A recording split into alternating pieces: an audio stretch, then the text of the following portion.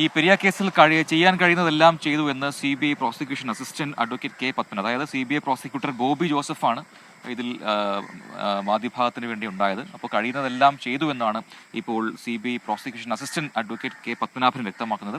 കോടതി വെറുതെ വിട്ട മറ്റ് ആളുകൾ കൂടി ഉണ്ട്, അവർക്ക് കൂടി ശിക്ഷ ലഭിക്കേണ്ടതുണ്ട് എന്ന് കൂടി അദ്ദേഹം സൂചിപ്പിക്കുന്നുണ്ട്. വിധിപ്പകർപ്പ് ലഭിച്ചതിനു ശേഷം കേസിൽ അപ്പീൽ നൽകുന്നതിലേക്ക് കടക്കുമെന്നാണ് അഡ്വക്കേറ്റ് കെ പത്മനാഭൻ 24 പറഞ്ഞു. തെളിവുകൾ വളരെ ഫലപ്രദമായി കോടതിയിലെത്തിക്കുവാൻ പ്രോസിക്യൂഷന് സാധിച്ചിട്ടുണ്ട്.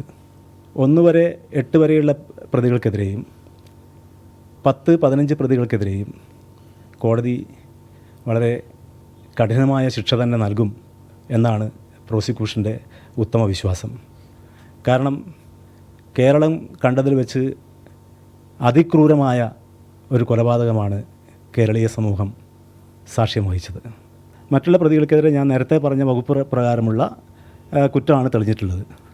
അതിൽ ഇപ്പോൾ നമുക്കതിനെപ്പറ്റി എന്തെങ്കിലും ആധികാരികമായി പറയണമെങ്കിൽ അതിൻ്റെ വിധിപ്പകർപ്പ് നമുക്ക് കിട്ടണം. ആ വിധിപ്പകർപ്പ് കിട്ടിയതിന് ശേഷം തീർച്ചയായും അത് പരിശോധിച്ച് അപ്പീൽ നടപടികളെപ്പറ്റി ആലോചിക്കുന്നതാണ്.